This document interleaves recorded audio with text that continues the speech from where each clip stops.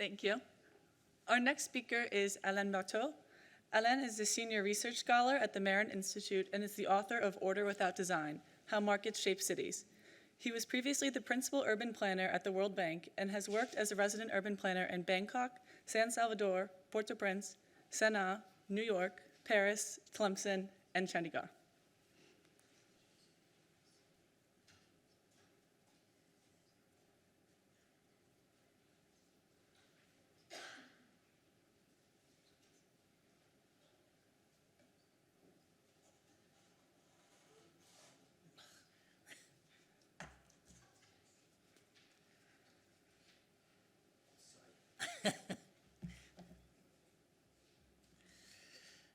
I am very grateful for this presentation on Shenzhen. I have to confess something. Shenzhen is part of one of the biggest skeleton in my closet. When I visited Shenzhen the first time in '83, and they have requested the assistance of the World Bank to develop infrastructure. At the time, the population was around 300,000, 350 maybe, and they asked, when I visited, they have produced a master plan for a city of, if I remember well, 5 million. At first they wanted a city of 1 million. Yeah, but at the time, they wanted infrastructure financing for, maybe it was 3 million or 5 million, I forgot now, and I got cold feet, because as it looked, there were a lot of villages. You could not see very much. I mean, I could see a potential. The location was fantastic. There was a possibility of a deep fort. So I chickened out because for the World Bank, when you do operation, one of the key factors is disbursement. If you plan an investment for 3 million, and after 10 years you have only 1 million, you are going to look bad. This money is committed, it's not bringing interest. So I say, I'm sorry, if you come down with a smaller plan, we could consider it, but I couldn't see myself going to the board with a city that will mean a yearly growth of 10% a year, which is just not. So this is to also, I'm very glad of this presentation because after I visited Shenzhen several times, but as a visitor, unfortunately, not as an actor, and for instance, when I wanted to have an haircut, I would go to a village. So I could see also the spontaneous access, so the spontaneous growth that happened not only in Shenzhen, actually, all over China, with a township and village enterprise too. You didn't mention that, but I think they were important also. So again, this idea that everything came from central planning is absolutely not true. It came from the spirit of initiative of the Chinese people, the courage they have and the tenacity they have. So let's start with my presentation now.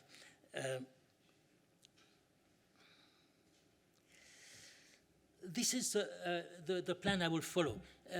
I would start with reminding that city has primarily labor markets. I think Patrick has already developed a bit this aspect, but so I'm going to look at new cities from the point of view of the development of labor market.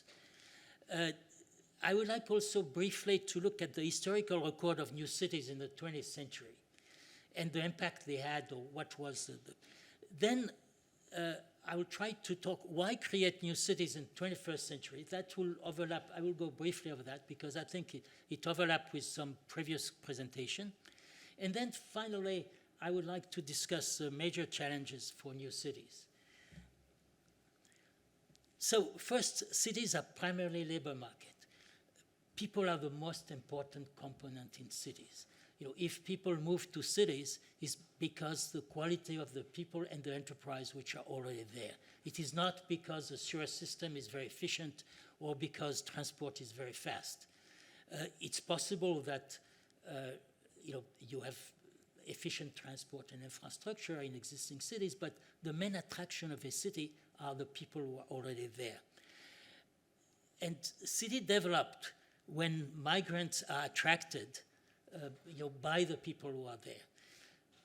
most cities have grown spontaneously around villages, villages which had a specific location advantage, a comparative advantage. For instance, say, why New York grew more than Baltimore or, or Boston, for instance. It was suddenly a comparative advantage in location because of the Erie Canal, I believe. Because the port of Baltimore is probably even slightly better, or even of Boston, than the one of New York. So the successful cities are sustained by large integrated labor markets. Again, some of my previous speakers have been speaking about that. It's not enough to have a lot of population. For instance, in some part of Bangladesh, rural Bangladesh or China, you have densities which are higher than Los Angeles.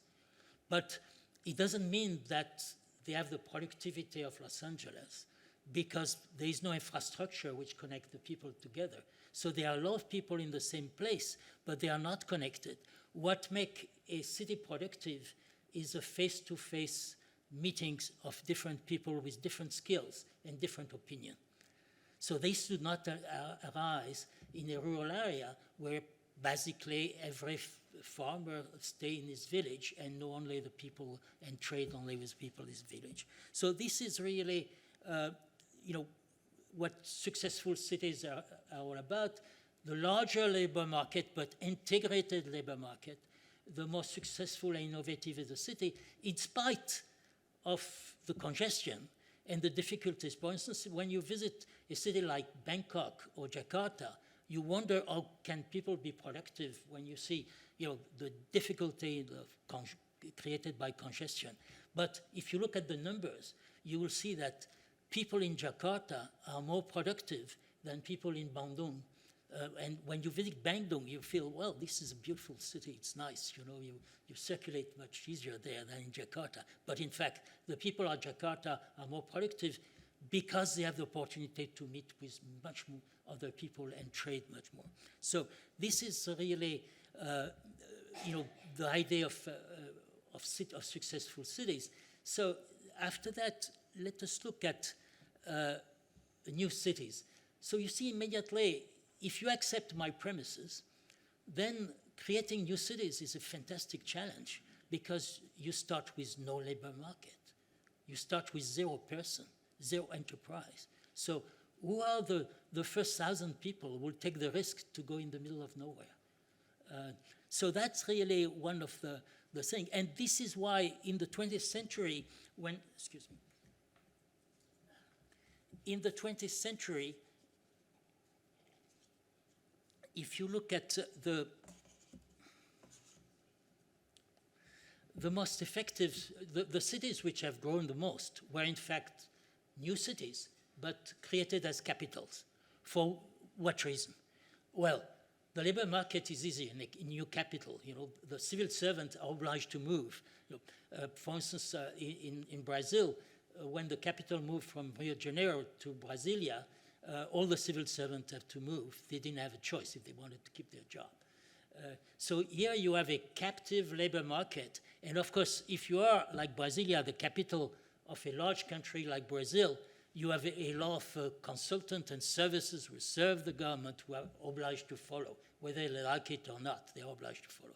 So that explains why most of the cities which grew the largest in the 20th century were mostly cities created by government. So, and also they solved the problem of the cash flow because the financial of the infrastructure was paid by all the taxpayer of the entire country and not only of the locals, which again would be a challenge for new cities. Now, there were a number of new towns, which didn't grow that much, but most of them were really not new town, but extension of existing city. So with a slightly different design. So Levittown, Radburn, Columbia, Reston, Syringe, Prospect, they attract, they were probably innovative design, but not really a new city. They piggyback on all the infrastructure, including, by the way, the airport, but also the sewer system and the transport system of existing city. So again, here, these were interesting development, but mostly, urban design in their, let's say their attraction was slightly better urban design. And then one exception, of course, is Shenzhen. Shenzhen, the first time a free labor market was created and a free real estate market. Real estate market didn't exist in China before Shenzhen.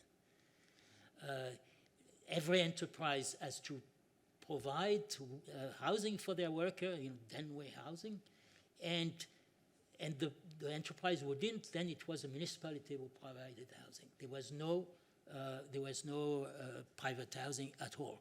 So Shenzhen created, and they could do that because, of course, the proximity of Hong Kong, where you had the expertise to create, especially real estate development. In China at the time, many enterprises, let's say an enterprise producing bicycles, were more busy running the real estate assets that they had than making enterprise, because as a factory age, they were a retired worker. You cannot kick out a retired worker for their house provided by the income, by the enterprise. Therefore, you had to build more housing for your workers plus the retired people. So you ended up with company where really mostly managing real estate rather than producing bicycle or gizmo or whatever. And I think that the Chinese were well aware, again, that if their economy was get out of poverty, as Dr. Du described, the country was at the time very poor, the only way was to free the enterprise from the burden of their real estate assets and create enterprise who will do just real estate. So Shenzhen, again, was an exception because it was not a capital city, and as Dr. Du would say, it really created its infrastructure by itself, unsuccessfully asking the World Bank to finance it.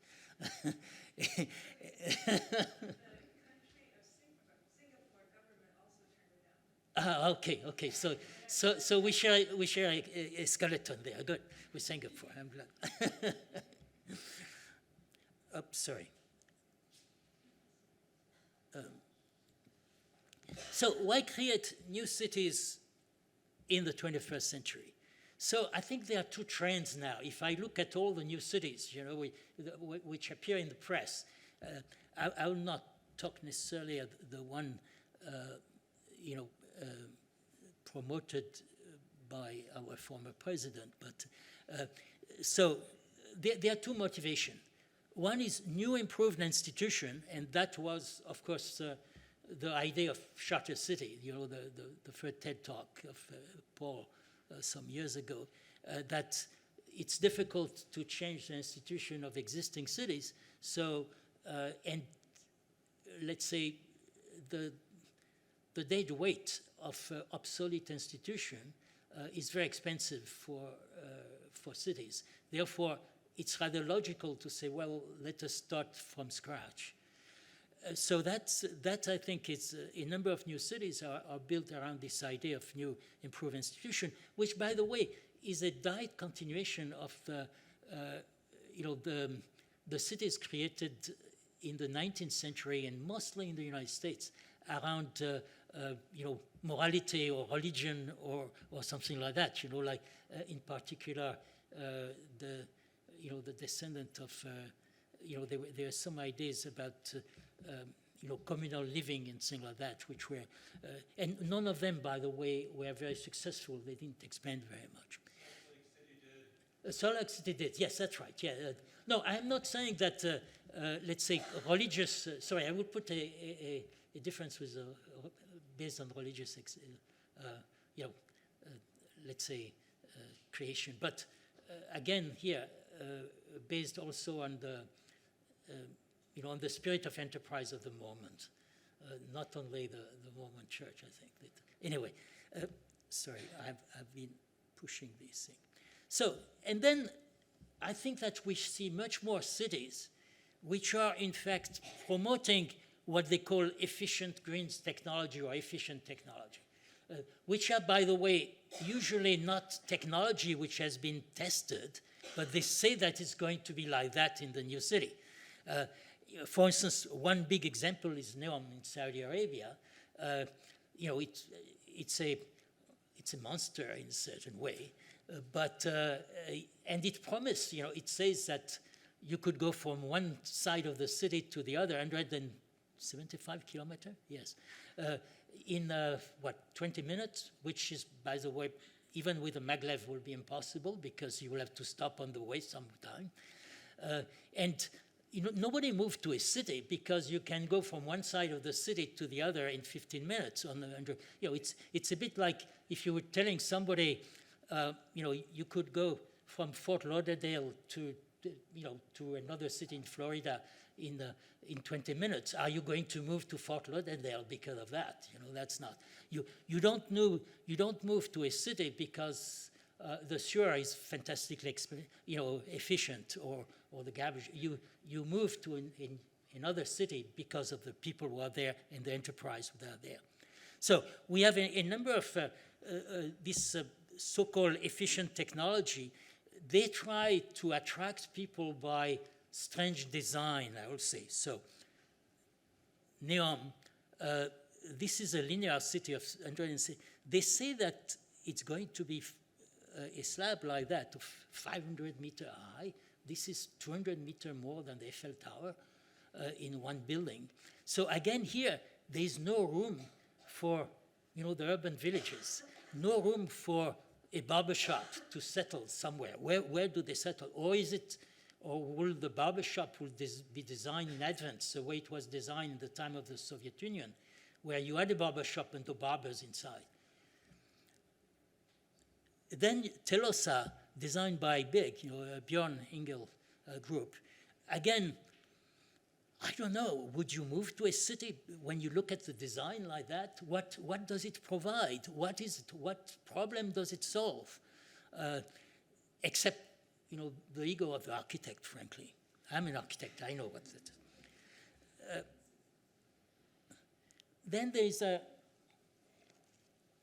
the floating cities. So the floating cities have been also promoted, by the way, by the UN Habitat for some reason. I know Oceanics, one of the guys would develop, the company would develop some part of the technology, and he's a very serious guy. And he's, he looked at all the condition of the ocean on the sea, and he realized that there are very, very few areas of the world where you could have a floating city without, being washed out by hurricane, cyclone, typhoon, or other things. And so there are some areas, for instance, the Persian Gulf. There are some area around the equator where you have no hurricane, but it's very limited. And then, of course, when they come out with a design like that, nobody recognizes city here. City is a labor market. How do you move from one part of another like that? Well, you could move by sea, but let's say, again here, expansion is very limited. You cannot grow it high. So I'm not saying that in some area that not might be a solution, but for the expansion of a neighborhood, maybe, which instead of being flooded, then you could have that. But this is not a solution for a large population of the world. I would see that more as a kind of a Club Med, a floating Club Med, which will certainly solve the problem of the location of some Club Med. So now we are left with the major challenge for new cities. So how do you create enough people to constitute a viable labor market? And the labor market has to be large. So if a city remain at 20,000 people, it's not, probably a small town of 20, 30, 40,000 would be already more efficient. So how do you pass this growth threshold where the labor market is large enough to provide, if you move there, what you will want as a migrant is also different opportunity of employment. You want to change jobs, especially if you move to a new city, probably you are not an old guy like me, you are a younger person, and you will want to change job within your career. You don't want to spend all your time in the same job. So if the city have only few employers, or let's say a labor market of 20,000 people, that will limit your possibility very much. So I think this is how to attract people and a variety of people. During the pandemic, we start distinguishing people between indispensable workers and dispensable workers. Now, the indispensable workers were not the fantastic neurologists or people like Elon Musk. They were people who were driving trucks. They were the people who in the hospital knew how to connect the oxygen to the different room. Those were indispensable workers. And I think that, again, if you have a new city, you have to attract all sorts of people. You cannot attract just an elite. And I think that when you show, in fact, new cities for an elite, this was an enclave. It was not a new city. Or then, like in Chandigarh, when I used to work there in 1963, let's say the enclave. In fact, Chandigarh, yes, was an enclave, and the real city was a slum around it, which were people were building Chandigarh. So again, you cannot have really a new city isolated, which is only for the elite. You will have to cater for all the services, and the elite require a lot of services. So then there's also another aspect, and again, my experience with the bank there, with the World Bank, was, we finance in China in particular a lot of new economic zone, and which included, of course, housing, and in Sichuan in particular. And one of the main constraints there was the cash flow. It's when you project a new city or a new neighborhood even of, say, 100,000 people, you have to build a sewer system in advance. You have to build schools in advance. People will not move if there are no schools.